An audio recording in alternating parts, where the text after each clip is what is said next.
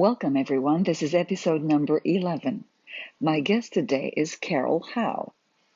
Carol has been described as a teacher, counselor, and student of A Course in Miracles. Personal friend of A Course in Miracles co-scribe, Dr. Bill Thetford, she has written his biography, Never Forget to Laugh, in addition to other books, Healing the Hurt Behind Addictions and Compulsive Behaviors, and Homework to an Open Door, which explains the key principles of A Course in Miracles. In addition to her 40 years of teaching and counseling, Carol co-founded Attitudinal Healing Centers in Denver, Colorado, and Winter Park, Florida. She also co-edited with Dr. Jerry Jampolsky and Tom Green, Children as Teachers of Peace. As the culmination of her experience with the Course, Carol and her filming partner have created a new, groundbreaking online course called See How Life Works on the major principles and practices of A Course in Miracles. This is a woman who has dedicated her life to being of service to others. For more information on Carol's current and past work, please visit her website at www.carolhowe.com. Please join me today as I engage Carol in a heartwarming conversation about how to cultivate peace of mind and confidence through A Course in Miracles and the role of relationships healing in this process. Welcome, everyone. Carol, it's such a pleasure to have you as a guest on this podcast and have a conversation with you. Thank you so much for agreeing to spend an hour of your life with me today. Well, there's nothing I enjoy more.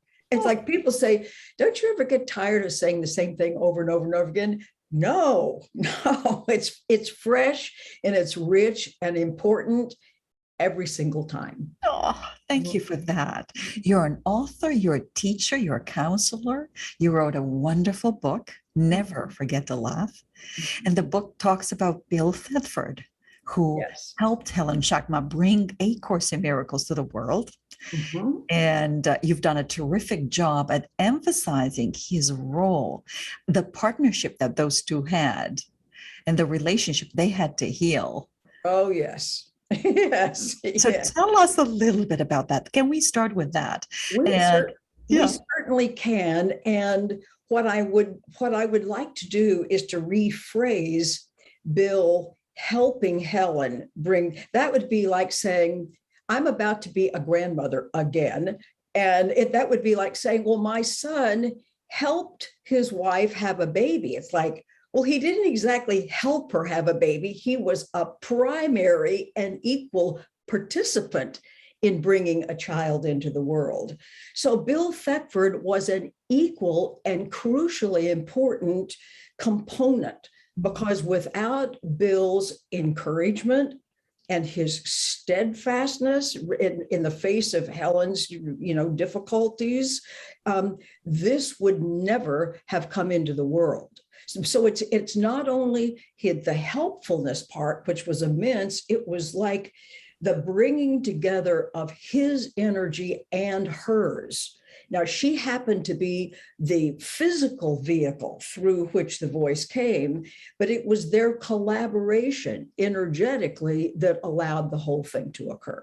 So they were equal participants in bringing the course forward. I think that's really important. Yes. And I think what's also important is to shed light, at least from your perspective, in terms of what was that like for them, because their journey, their relationship, their ups and downs are our relationship, are our ups and downs in relationship. What can we take from that to inform us in our own journey? Well, what we can take is that they were just like us in that they had their difficulties, what they were doing, like we all do with somebody we don't like, is we're projecting our own guilt onto them. In other words, we're seeing in them what we have not yet been willing to reckon with and release in ourselves.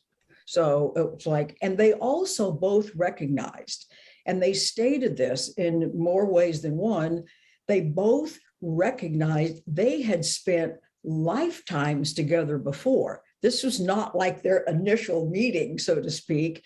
And they both recognized that they brought a lot of unfinished business with each other into this lifetime. Yes. And they both recognize, in other words, the fact that, and you might say, well, why did it take them so long? It's like, well, it takes as long as it takes, so to speak. But I think it's fascinating and very instructive that they both had this marvelous, life-changing material literally in their hands. Bill chose to practice it. Helen chose not to practice it. In other words, Helen would say, do as I write, not as I do. In other words, she was very clear about the discrepancy between this magnificent message and what she was, or as the case may be, was not doing with it. And I think that part of the amazing instruction about that is, although they were equally committed to bringing the work forward, they were equally brilliant in their own work. Bill practiced. He left this life in a state of indescribable joy. Helen had this same material. It was simply too frightening for her to literally practice it, and she died of cancer. It's like you go, wonder what conclusion we can draw from this. It's like, if you really allow yourself to face and grapple with and do the work of owning and releasing your own guilt, as compared to, nope, I'm not going to look under that rug, you end up with a different life experience. And it's all our choice. That's the key. It's interesting to me that reflecting on what you're saying, that in spite of, and most close relationships that, like you said, have a history, a long-term history, that in spite of perhaps difficult times between the two of them, and I think that's fair to say, while scribing the course and afterwards, there was something very special and very real about their connection. There was, and Bill recognized and stated that despite all of this discord up here, they both recognized and honored both a very deep, sort of unreasonable, so to speak, love for one another and commitment to this project no matter what. Which it just sounds, you go, how is this possible to be so conflicted? You're warring over here and you're your best friend over here. It's just a very unusual circumstance, and therefore there's a lot to be learned from it. And as Bill would say, love prevails no matter what. And don't you think that most relationships that are to bring something very important, that decalcify us, or that undo the me, the egoic me, have that kind of dynamic that you have perhaps witnessed more between Bill and Helen. And I have adopted a practice over the years where, when I recognize this dynamic, obviously, and to recognize it, it has to be in me. Yes. I remember to add 3 very simple words after I state whatever I state. Yeah. Just like me. Oh, look at Helen and just like me. Look at just like me. Exactly, because if it weren't just like me, I would not be seeing it in my time and space life. In other words, it would not be there for me to see were it not still something that I believed and subscribed to. So, and the thing that I always want people to know, because of course I do a vast amount of counseling and everybody's issues are all exactly the same. In other words, you might think, aren't they different? It's like, no, they aren't. The form may be different, but the underlying. The form may be different. Even the form is not very different. But the point is that I always want everybody to know, first of all, the truth of you is not in any way destroyed by this. And that under all circumstances, we all are doing whatever our words and deeds may be, whether they're horrific or whether they're just mildly offensive, whatever they are at that moment the highest and best of which we are capable because of some kind of a threat that has been, that we have perceived, not necessarily that it's there, old programming that has been triggered. In other words, if we're moving into survival mode, which always will happen when there is a sense of threat, even if it's subtle, no one can be faulted for trying to survive. And that's what it feels like to us when, we're insulted or somebody's going to throw a rock at us or, whatever the threat appears to be. And for most of us in our culture, the threat is not going to be so much physical violence as it is feeling insulted or not being cared for or feeling unlovable or blah, blah, blah. Whatever it may be that's triggered in us naturally brings up the defenses, puts us in that place of trying to protect ourselves. So I always want everybody to know, whether you're the axe murderer or whether you've just, jaywalked across the street, whatever it is, at that moment, with whatever your mindset is, you're doing the highest and best of which you are capable at that moment. And we need to be to develop, doing the best we can. We need to be compassionate with ourselves and with each other, knowing this, that we're still being driven by the programming that got installed, so to speak, speaking at the time and space point of view, when in our early years before the left brain comes online, where we can think and reflect and things like that. So we're just operating according to, shall we say, the instructions of a 2-year-old brain. And that doesn't work out well when you're an adult.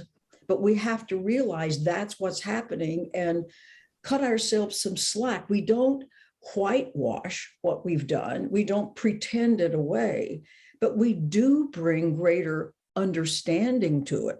And then what we need to do going forward, so that there's kindness involved in the discovery. Yes, we're all doing the best we can. I love when the Course says the judge is to assume a position you don't have.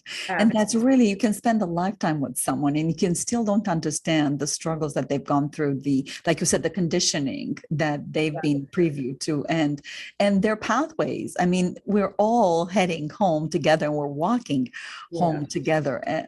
So let me ask you a question, Carol. Sure. So tell us a little bit about where you met Bill and how did your relationship develop? And then what I'll do is I want to focus a little bit on what happened to Bill once he moved to the West Coast of the United States, to California, because from that point onwards, he made a commitment to actually practice the Course. So he said, no, I really want to do this work. Why do you think that is? And what was the work about? So let's start with, how did you meet Bill? I met Bill actually when he was traversing the country for the very last time with Judy to establish for sure, yes, we are going to move to California. In other words, that option presented itself, and they took a trip. They took several, yes, they had made several trips, people wanted to know about the Course and so on. He ended up taking early retirement from Columbia because he had just been on this life-changing 11-year journey. And he was a very erudite, highly respected, quite famous person at Columbia and in academic circles. But to just go back to, okay, now I've just spent these 11 life-changing years and now I'll go back to being a professor and doing research. It was like that was impossible to do. So he took early retirement. As they were moving across the country, Judy had accepted a speaking engagement in Denver, where I lived at the moment, out at a university on the west side of town. And for the first and only time in my life, I received a brochure from the American Humanistic Psychology Conference or something about this. Otherwise, I would never have known about it. Notice, I never got anything from them before or after. But this brochure said that Judy would be speaking and that Bill Thetford would accompany her, although he would not be part of the program. Well, at this point, I was about a 9-month or so student of the course. Well, I wouldn't have missed that. I would have gone across on my knees if necessary to go listen to Judy. And I had no anticipation of meeting Bill because they said he was not part of the program. But in any event, we went. And surprisingly, they had this set up outside. They had, it was a campus with plenty of buildings, but for some unknown reason, they had a stage, a raised stage. Judy, Carol, 1 second, you froze. Hello, hello. You are not going to believe this. And I'm glad that we're recording this. So our recording has stopped.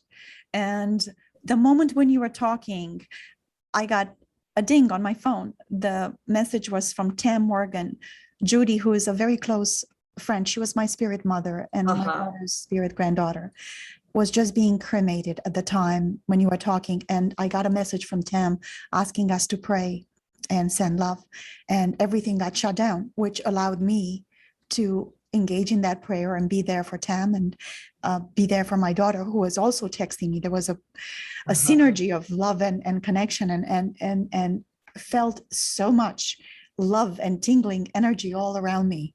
She's everywhere. Amazing, amazing. Well, I was just getting ready to tell you when all of that occurred that I'm hooked. I have an Ethernet cable. I'm not on Wi-Fi, so it's nearly impossible from my end of a Zoom meeting to go out because I'm not relying on Wi-Fi, which is variable, but an Ethernet. Oh, it wasn't my end. I know that. It wasn't my end. Yeah. And now the reason it's clear. Yes. Oh my goodness. That is just amazing. That is amazing. Amazing. And I'm glad that I have the recording because you could hear in the recording the ding. And I remember saying, oh, let me remind myself to turn my phone off. And I reached to turn it off. And then you disappear. Everything just stopped. And I looked at the phone and I see Tam's message. It's just wow. Amazing. That is amazing, isn't it? It certainly is, because I was just getting ready to say a little bit more about Judy. Wow. And how perfect timing. I just want to take this moment and just send her all the love.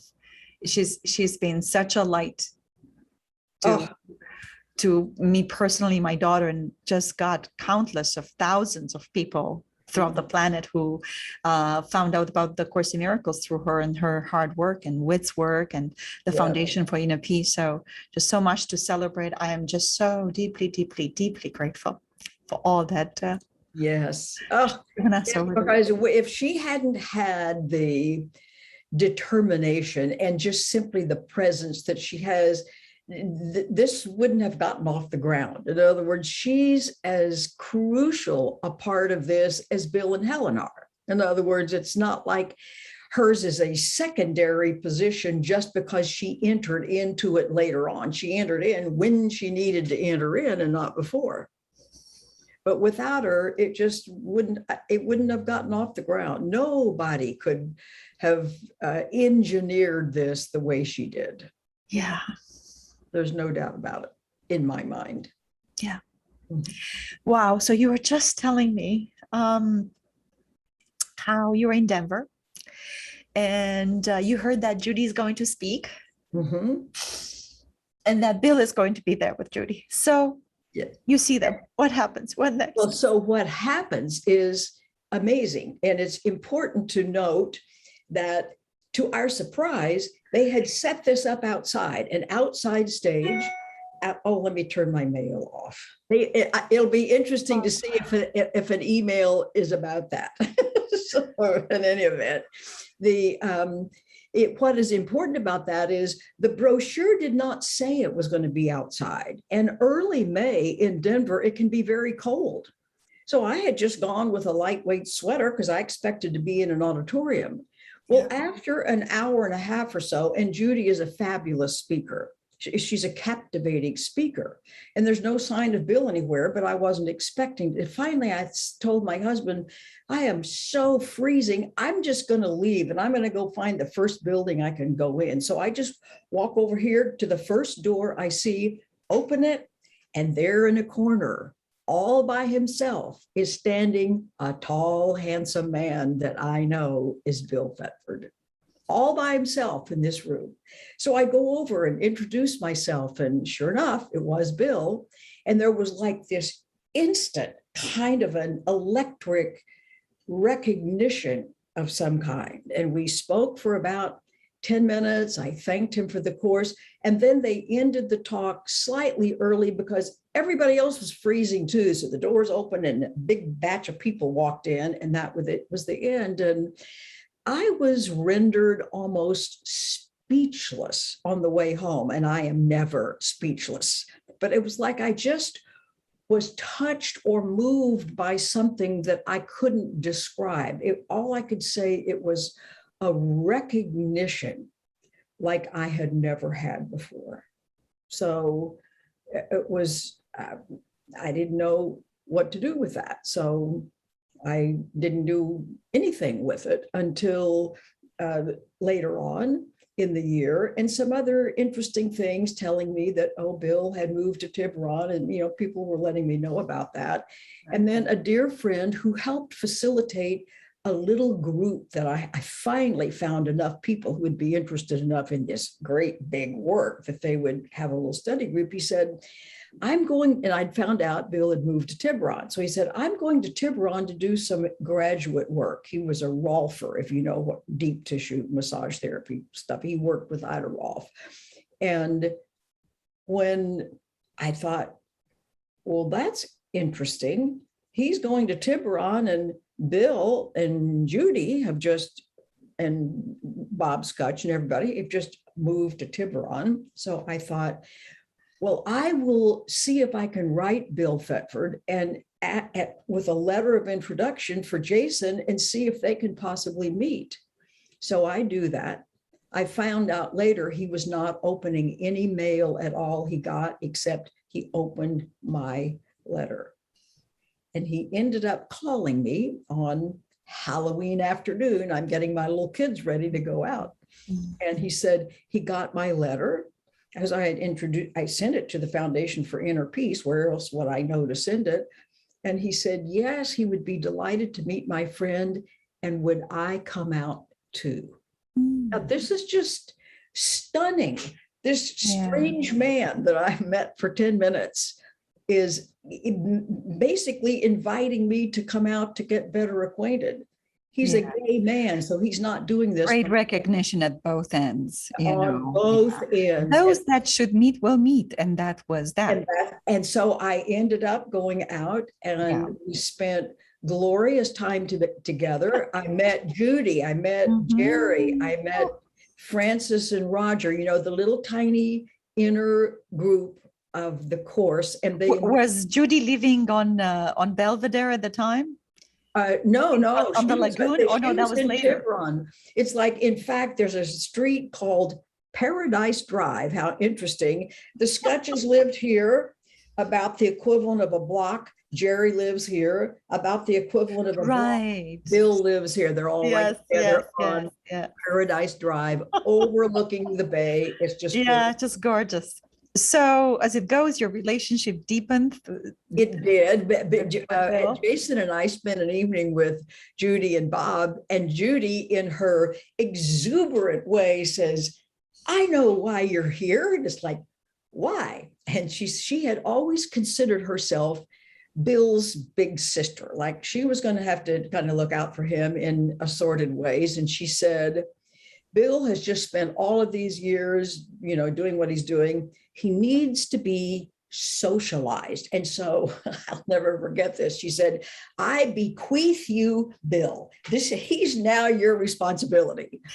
So you've suddenly become the ambassador of socialization. I was now Judy's little sister in the opportunity to take care of Bill.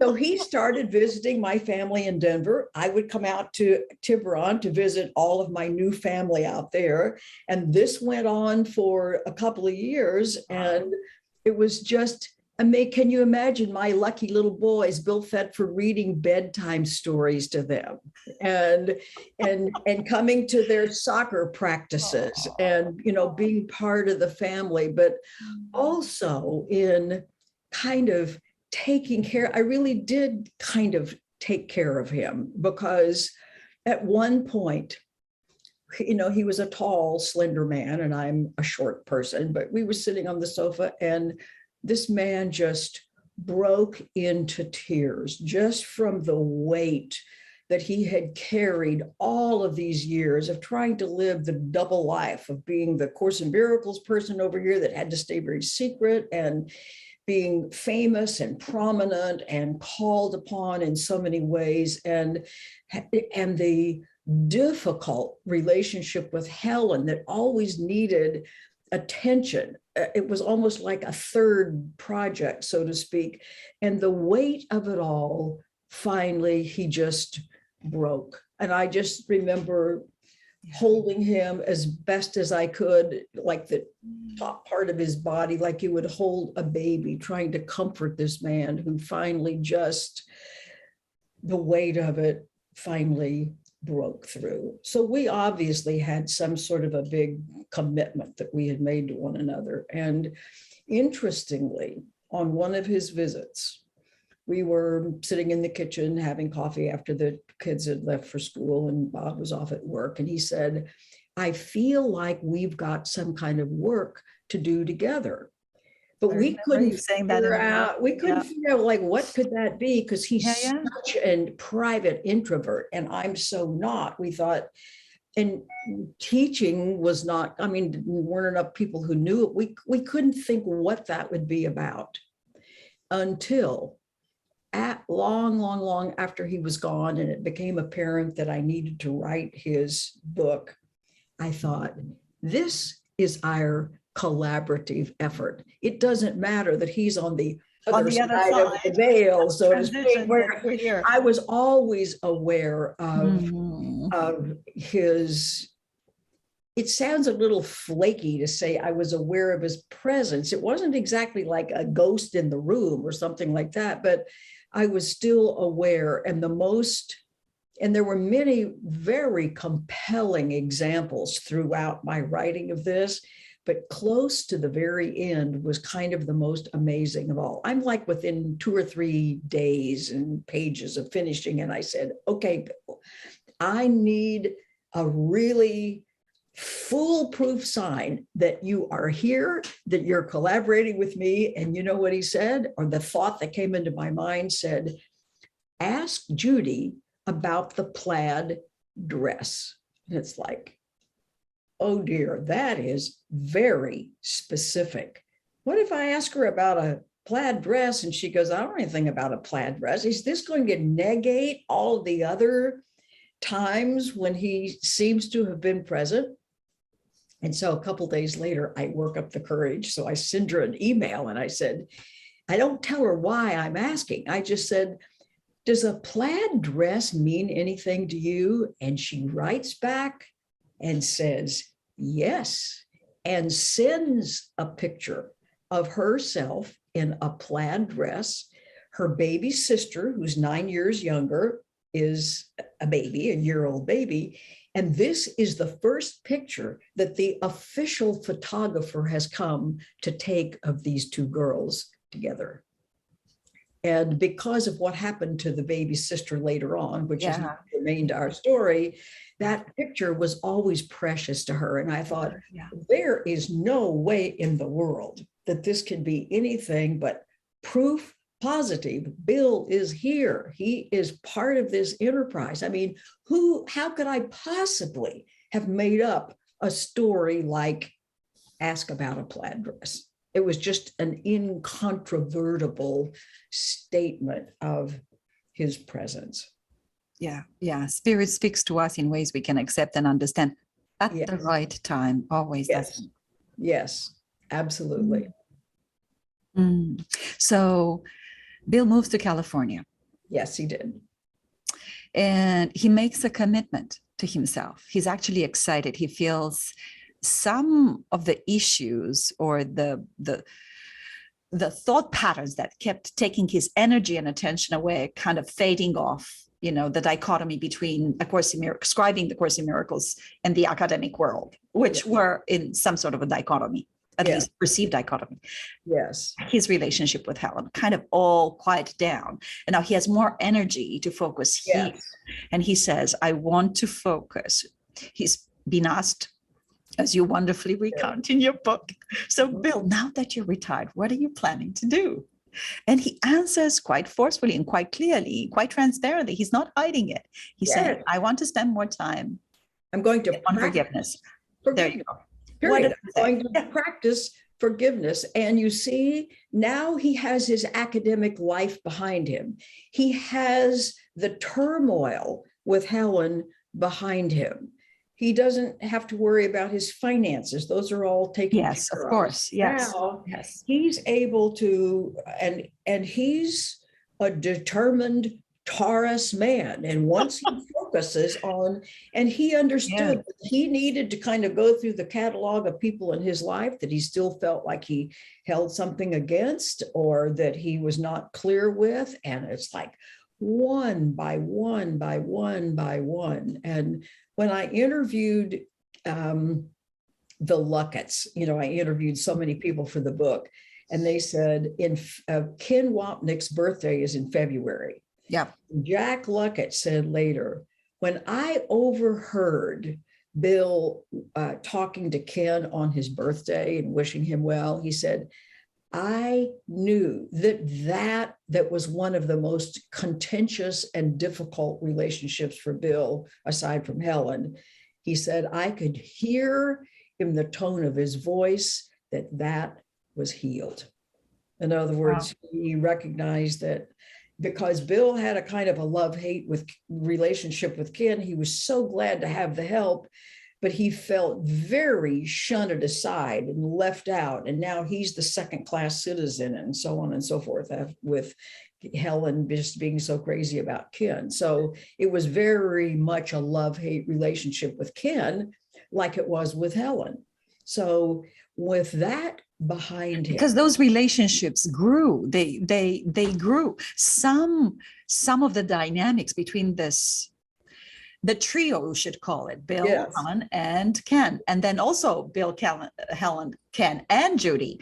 So some of those lessons, faded away. They died. Their lack of value was merely emphasized. New growth was, because we're all on this journey, right, of forgiveness and cultivating this peace of mind and the role that these relationships and their dynamics play. In fact, this is where I want to talk to you some more about. Tell me a little bit more about this focus on forgiveness for Bill, including his, telephone to Ken after you interview the Lucketts, get that came forth. But how did Bill explain his willingness and want to focus on forgiveness as a process to cultivate a peace of mind? Tell us more about that. Well, he recognized that this was the only way. In other words, as long as you think that you can be happy or content or safe or satisfied through assorted avenues, so to speak, everybody's going to try out assorted avenues. It's like by this time he knew there's only one. There's only one. And he had enough sense to realize that he understood about projection. He realized that what he saw in other people was his own unfinished business. It was his own unfinished guilt and so on and so forth. So he knew what he had to do, and very almost systematically he did that. And there were he and Pat Hopkins lived together for a couple of years. They were roommates, and I think in one way, I like how you say that they were roommates. Yes, that you have to read the book to know what she really means by this. And this just sounds so crazy. It's like this was a challenge for both of them. I actually remember, it's like, how in the world did I get myself in a situation like this? I actually remember when I would go out there doing some counseling with Bill. Bill was my client, so to speak, in helping him see what he was blind to, because we all do have those blind spots, what he was blind to and what he was projecting onto Pat, so that he could take full ownership of it and let it go. So what's important about that is he didn't have a special pass. He didn't get to just skip over some of the steps that everybody else has to go through. He had to do exactly the very same thing, which is to look at anything or anybody or any situation that he found problematic and take ownership of his own guilt, his own issues that he was projecting on them. And he was a champion of this. It's almost like one by one by one by one. And then, of course, by the time he moved down to La Jolla for the last couple of years of his life, he had done so much healing and so much letting go, and was so much looser and more open and more revealing than he ever had been. And that continued under the great tutelage of Jack and Lael Luckett, who were such, and I'll tell you, these are the things that are priceless, that is lost to all of us, is that the times when it was either Helen and Bill who would make up songs and sing together because they both had beautiful voices, or when Jack and Bill would take like musicals that were famous at that time and make up new words for it and say they would laugh so hard they cried and couldn't talk over how hilarious all this was. And it's like, oh, if only there had been a cell phone available then, and somebody could have captured these precious moments. But at least Jack and Lael were able to recall so many of them that I could, share with people in the book. And so by the time he made his fateful last trip to Tiburon, he was clear with everyone. There was not a situation, not a person, not an event, not anything that he was holding on to as problematic, or in other words, no one was wrong any longer, including him. In other words, every bit of distress had been resolved. Every bit of guilt had been let go, so that when he made that amazing trip to Tiburon, and Jerry and everybody said, we've never seen him like this. And they had seen him in his last 2 years of getting happier and freer and so on and so forth. But they all said this tall, slender man was like literally up on his tiptoes. It's almost I remember that picture of him on his tiptoes with the new jogging suit of some sort that he had on. Jerry took a picture of him. That was at a different occasion, but of course it kind of represented the fact. And it's so important that we use Bill's life as an example for ours, because Bill did not have an easy life. I mean, that illness when he was a child, had to stay in bed for a year and a half, no TV, no phones, no nothing, just enduring, lying in bed, being sick for a year and a half. So, and he had his other challenges. So it was so important for us who go like, oh yeah, but he was this famous guy. It's like, well, yeah, he was a famous guy,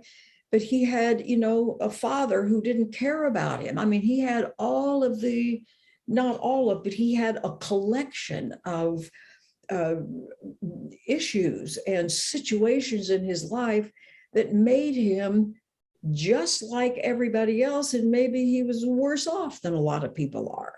Just like all of us, just like me. Yeah. And I need to make a reflection here. I'm reflecting as you're kindly reviewing with us his journey through forgiveness. and making up his mind, this is it, that there is a commonality here between Helen's story and life story, Ken's, Judy's, and Bill's, in that when you look at all their lives and what they went through and the sequence of things, is as if the course was a means to undo the me, the egoic me. Yes. To ascend back where we seemingly descended, of course, because there is no separation. Yes. To remember to laugh about that. Yes. To once you experience that ascended state, even if so intermittently, Yes. and know it and come to know yourself, yes. you no longer want the me, the egoic me.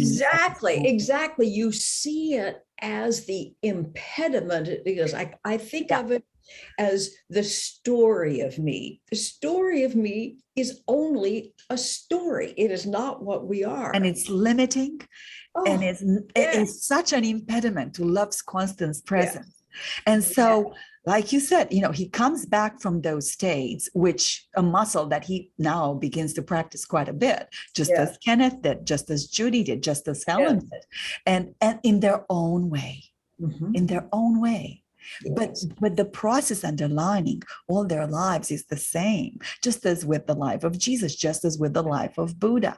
The process is the same. You come to realize that magnificence, how you're everywhere, and how you have everything in exchange for what? Yes. For what? Yes. A little persona. Yeah. A little story. Yes. It's like, it's amazing. And I have been blessed over the years with having a number of, shall we say, experiences with the transcendent. And in every single case, the primary thought was, I never want this to end.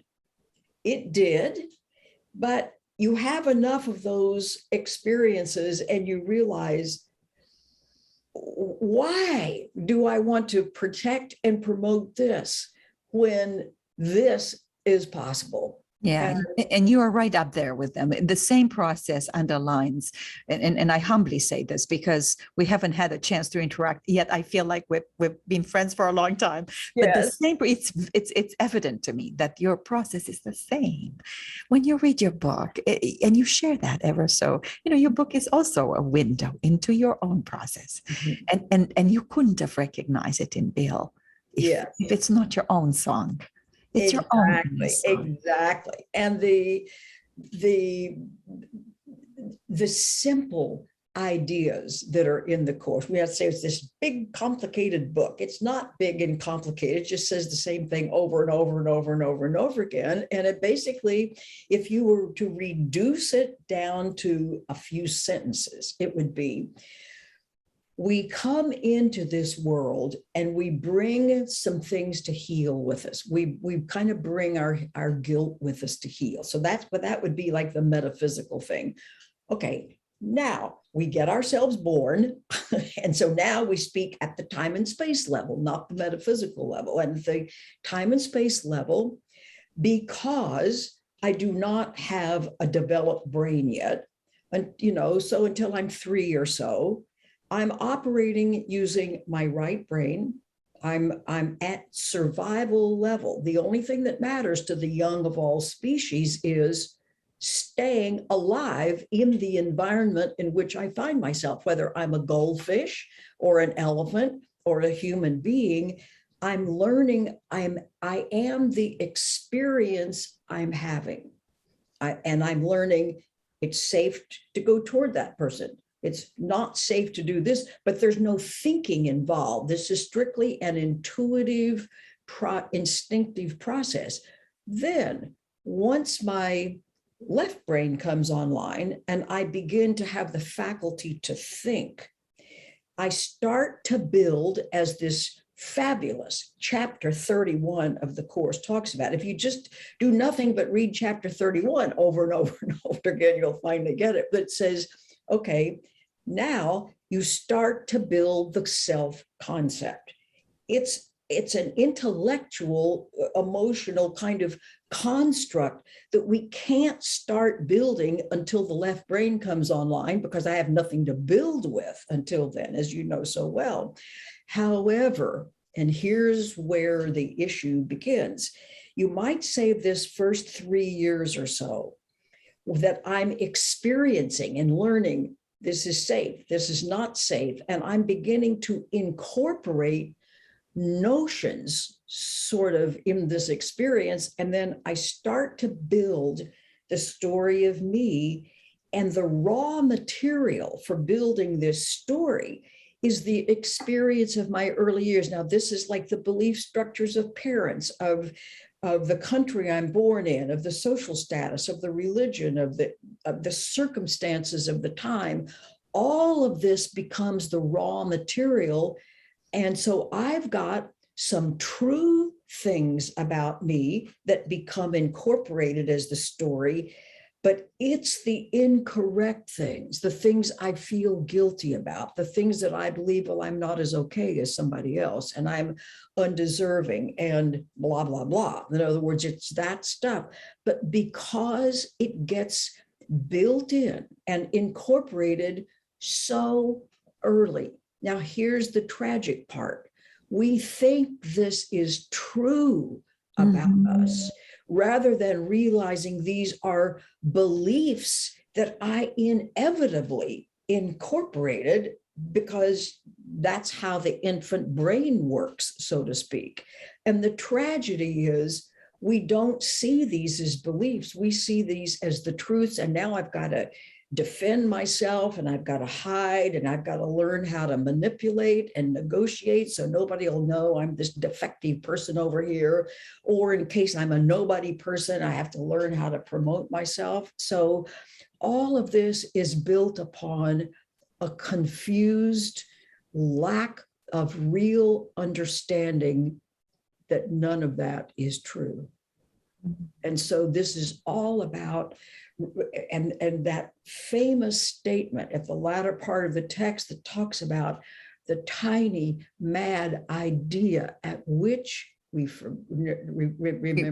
remember not to laugh. Yeah. And it's like the tiny mad idea, which poof gives life to this. Is that what a great place to hide. Is that I'm a defective person, and I can't, I've got to spend my life now making up for it, hiding it, defending it, and so on and so forth. Because ideas leave their source. That's what the ego thinks. Yes. Where in fact, ideas do not leave their source. And so I couldn't have separated.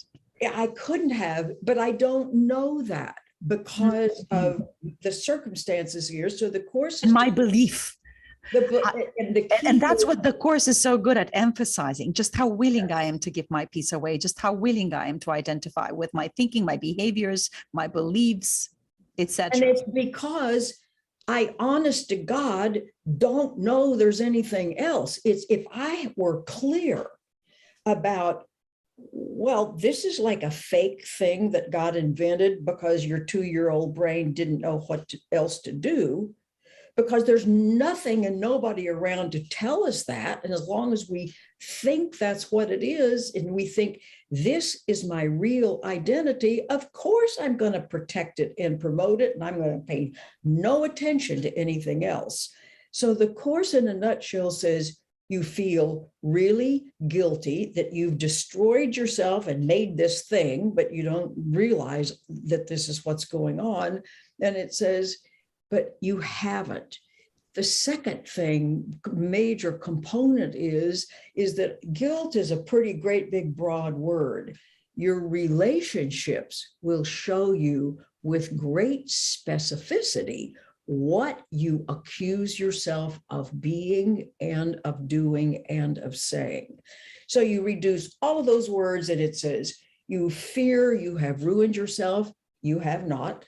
And here are the specifics, the way you think you've ruined yourself, which you have not. And so it's the undoing of this false belief that I am a story of me. No, I remain the presence of love, period.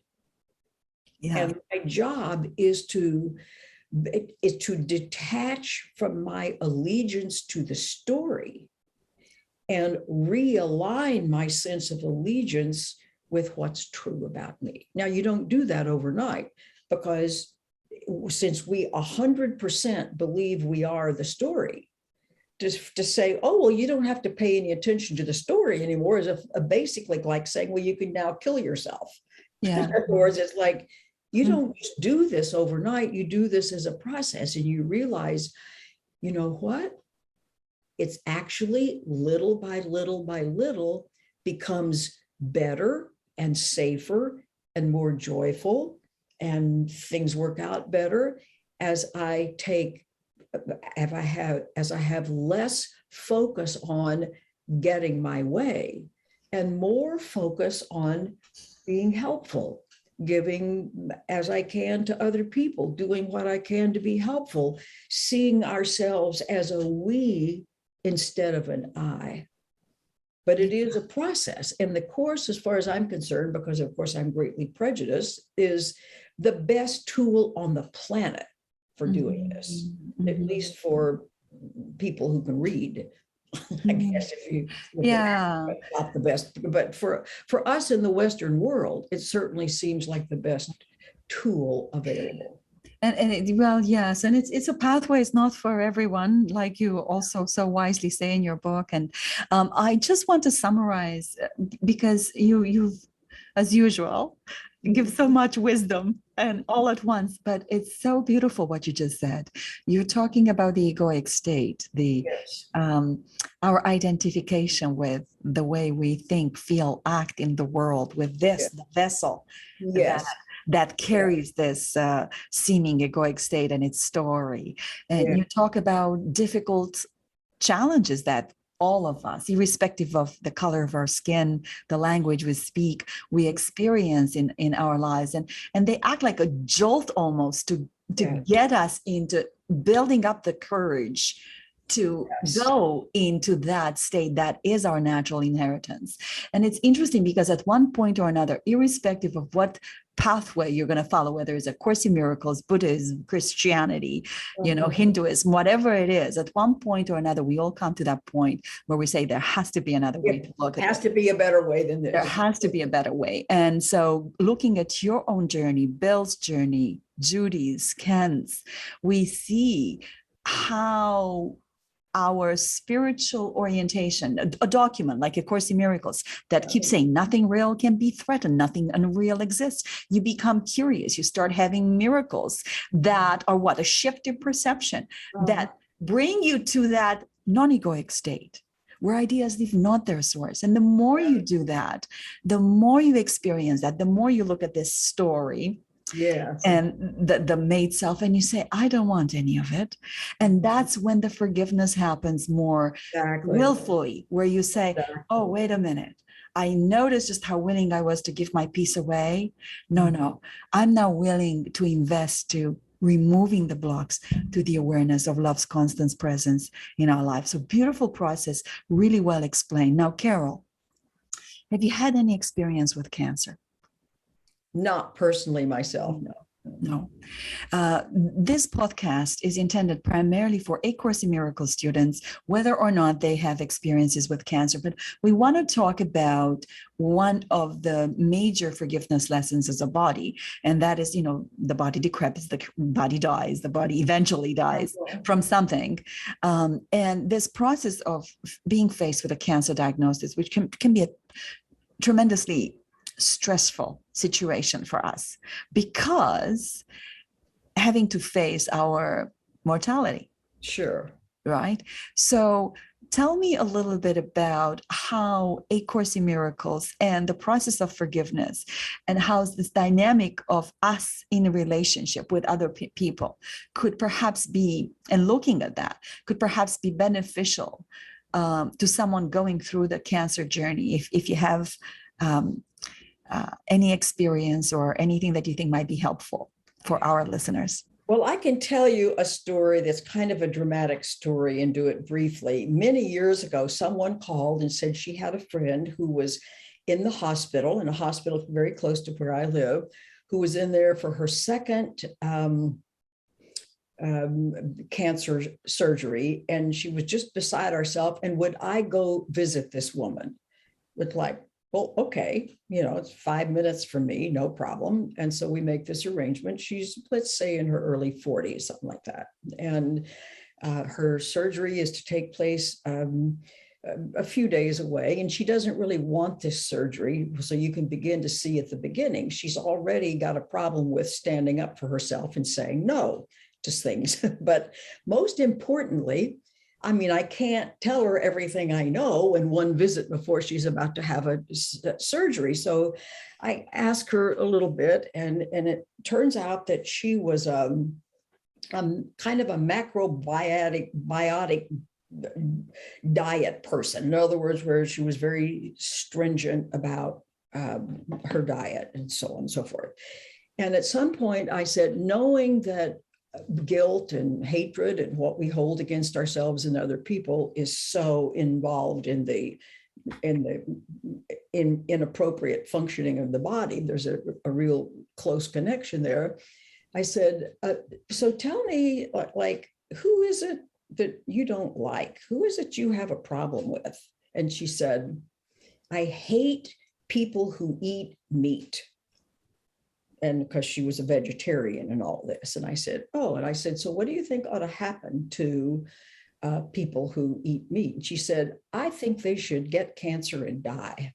It's like, oh, all right, well, let's take a look at this. So in any event,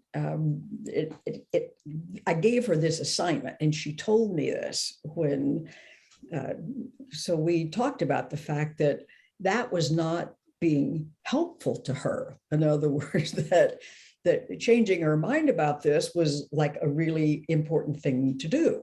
And that you could see that she was inhibited in all kinds of ways. She was not being true to herself in all kinds of ways, but she was very clear about what she thought ought to happen to those meat-eating people. And of course, that's exactly what happened to her. But a few days after the surgery, I either called her or she called me or something. And because I had told her part of her problem is not realizing she had the right to say no and to say what she wanted and to have her voice. And I find this so often with cancer patients, they don't have their voice. They do not have their permission to say yes to this, no to this, I'm doing this, I'm not doing this. It's all been in that early programming. It's like having a voice, talking back, asking for what you want, got you so punished one way or the other that has become something you just don't do. But she called me after the surgery, and her mother had come down from North Carolina or someplace. And she said, you would be so proud of me. I said no to my mother for the first time in my whole life. She wanted me to eat some soup, and I didn't want to eat the soup. And I said no. And there was such a sense of triumph in her voice. You'd think she had just won an Olympic medal, which for her, she had. And I ended up doing counseling with her for about a year until she finally did die.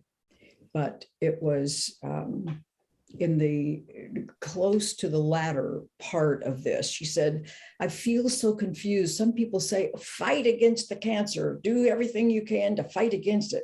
And other people say, you just have to accept what's going on. It was like you could see she was just a rat's nest of confusion about all of the conflicting things that were going on. So I just straightened that out for her. And she was much better after that. And although she did pass away not too long after that, she was in a much more kind of content and settled state than the horrible circumstances she had been in before. But I think there's much to learn to go, I hate these people, and I think something really terrible should happen to them.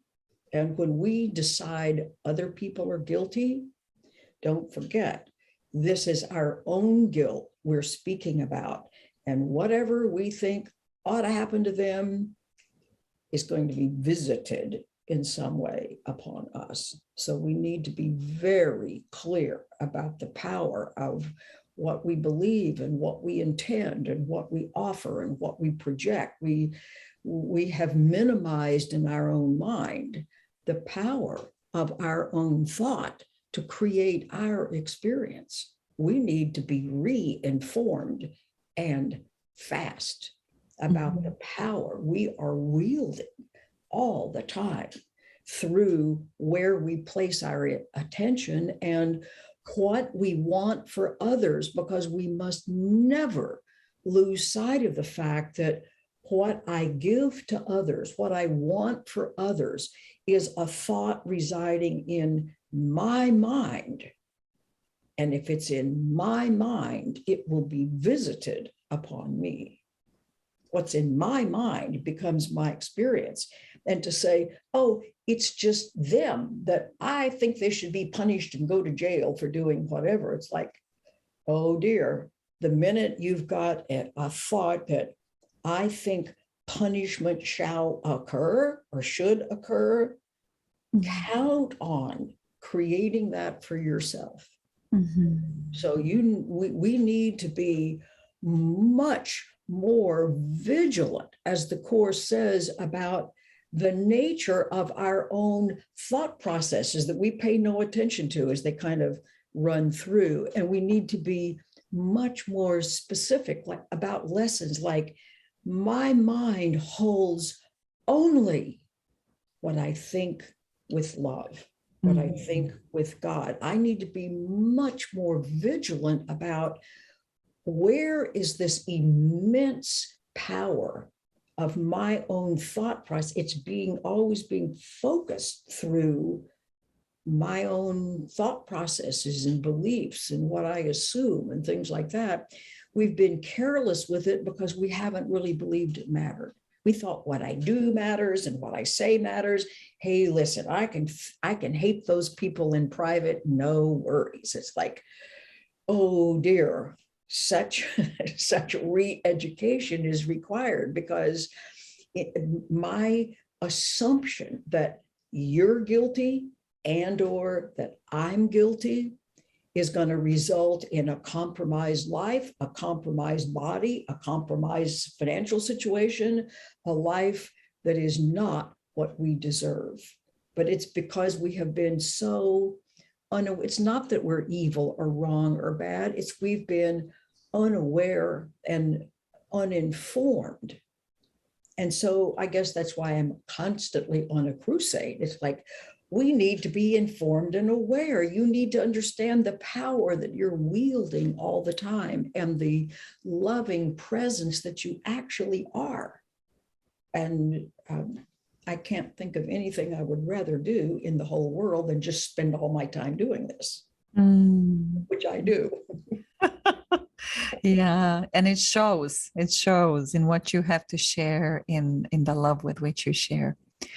Oh, so process of forgiveness, according to the Course, what is it in your view?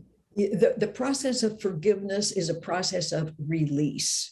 Now, I like to not use the word forgiveness because so many people in their Sunday school or their whatever else they believe, we have firmly entrenched the idea that forgiveness is pardoning. You did it to me, and now I'm supposed to somehow be okay with that. That's impossible. But if I can begin to see that the person that I find problematic is reflecting to me, it's touching on and activating a belief that I hold about myself. So all the time, constantly, when people call and it's the mother-in-law or it's the this or it's the neighbor, it's the boss, it's like, what about them do you not like? Blah, blah, blah, they're this way. Oh, okay, let's see. Have you ever in your whole life behaved or said something that would be like that? And the honest ones always, and people are very honest, they'll go, yes. And then I will remind them. I won't remind them. I will ask it as a question, not make it a statement, that at the time when you were the one being, however, whatever that adjective was, at that time, having the experience you're having, believing what you believe, did you have any other choice but to say or do what you did? And everyone says no. I said, and I'm not talking about looking back from now and feeling like, well, yeah, I could have. It's like, well, if you could have, why didn't you? Of course you couldn't have. You can, from today's perspective, you could see you had other options. But at the time, you had no other options because your own sense of self was feeling threatened at the time, or you would not have done or said whatever you did or said. And so recognizing that, okay, yes, I've done the same thing, then follow that's not going to get you released at that point. You've got to continue on to realize, and guess what, everybody? From the second that a word or a deed is spoken or done, poof, it vanishes. It ceases to exist. It's not stored somewhere in this great, everybody acts like, and I use this as an example, like we're followed around by some great pile of transgressions of all the stuff we've done or said wrong that's getting larger the further we get into life. It's like, nope. No pile of transgressions. It's not like a library where you can take a book off the shelf and every time I open War and Peace, it's going to be the same story. It's like, no, there is no shelf. There is no storage. There is no past that's stored. And once I realized that and realize we have acted like, and this is incredibly important for an actual release to take place, is we've all been taught that things that happened a long time ago or yesterday or 5 years ago cause my distress now. They do not. Cause and effect are vertical, not horizontal. Cause and effect are the exact same second. So whatever my experience is right now, whether that's great joy or great pain, forget whatever happened in the past. The cause is now.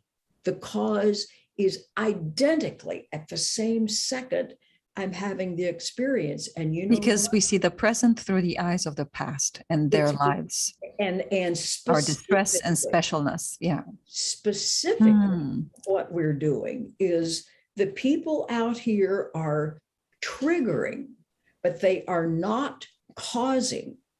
And what they are triggering, listen carefully, is one of those beliefs that got programmed in when I was 2. And I don't think it's a belief. I think it's the truth.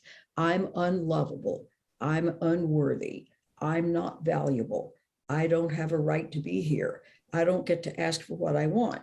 I can't say no. In other words, all of the circumstances are gone, but those beliefs are still being reactivated, so to speak, every second of every day because we don't know their beliefs. We think they're the truth about us. So of course we're going to we've got a brand new, clean, unadulterated moment, but we keep contaminating it with a belief that I hold about myself, thinking it's the truth.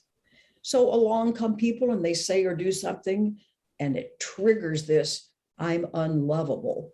And then we say completely incorrect things like, you make me feel unlovable. It's like, no, they don't make you feel unlovable. Your belief about being unlovable makes you feel unlovable. They're triggering your belief in your mind, which it is your responsibility to discover and release. And that's what forgiveness is. It's discovering these things we hold against ourselves, that the enemies in life are just calling to our attention, but they aren't making those beliefs be there. And so it's my responsibility to see that if I am distressed, nobody else can cause my distress. Only my beliefs about myself cause my distress. When I finally get that, it's like, oh yeah, I guess I always have thought that I didn't have a right to ask for what I wanted. Watch me change my mind about that starting now. Now I will face the fear of asking for what I want and do it anyway. And I find out that works. And I find out that I release that old belief and I am no longer troubled by it. So other people can do whatever they may have said or done before, no problem, because my triggering belief is no more. Yeah, access to that decision maker and the experience of ideas not leaving their source, the experience of love, the experience of de-identification with the egoic me, with the egoic state. And the egoic me is made up of all of those beliefs that aren't true.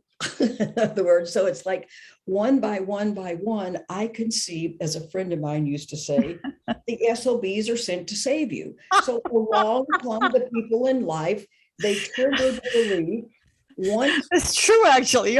Your friend is right. Once we can see what the process is, the SOBs they are no longer the SOB, because I now can drop my belief, I'm free of it. And the very same behavior could come along and not bother me anymore, because I have done the work that I must do in releasing my guilt, my beliefs that are in my way. No one else is in my way. I'm in my way. Yeah. And everybody becomes my friend instead of my enemy. Everyone becomes a brother instead of an adversary. When my mind is clear.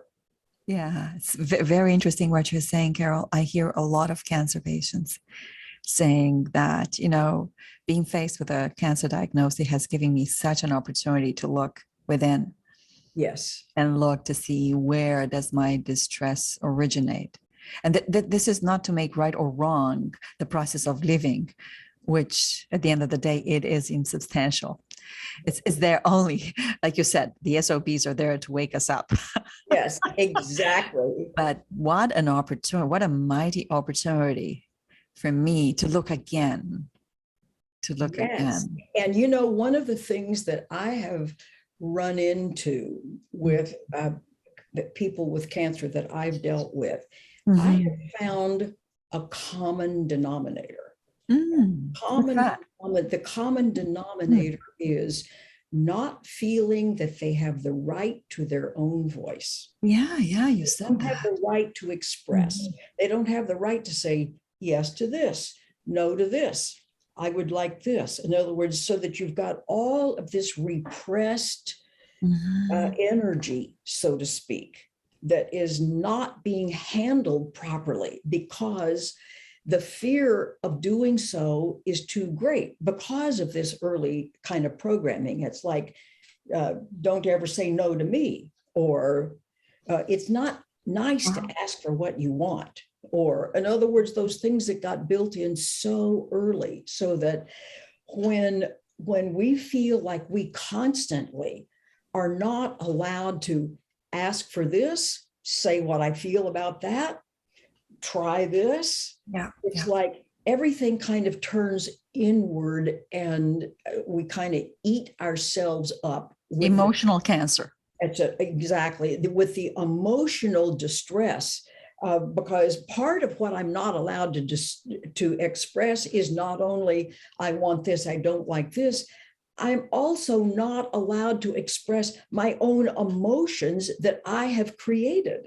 In other words, it's like my own upset. I mean, I wrote a book called Healing the Hurt Behind Addictions and Compulsive Behaviors, and I interviewed a whole bunch of people who were free of their addictions, and everybody talked about feeling like it was not safe for them to actually have the emotions they were having. They couldn't be afraid. They couldn't be angry. They couldn't, as little kids, it was like, stop that crying or I'll give you something to cry about. So I have said for years, if I could just get everybody in the world to just stop what they're doing for 5 minutes and pay attention, I would say this: do not stuff your emotions. Do not hold them in. It's like allow the emotions which your own stress response has created chemically in your own body. We now know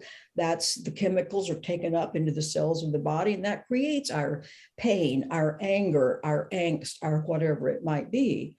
And once you now make your own emotions the enemy, like, oh my God, I can't let anybody know I'm upset, you keep your stress response turned on 24/7, and you keep dropping in those 1,200, chemicals or whatever. So you completely keep your normal body chemistry away, and you are now in a closed loop you can go through your entire life and not get out of. No wonder there are so many illnesses, but specifically, we're talking about cancer. So if we could all be lined up in the whole world and go, hear this, your emotions are not the enemy.